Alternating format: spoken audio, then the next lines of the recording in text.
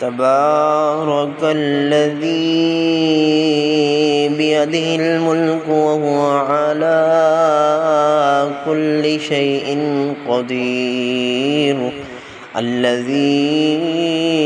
خلق الموت والحياة ليبلوكم أيكم أحسن عملا وهو العزيز الغفور الذي خلق 7 سماوات طباقا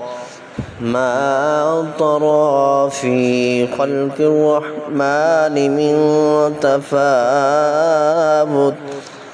فارجع البصر هل ترى من فطور ثم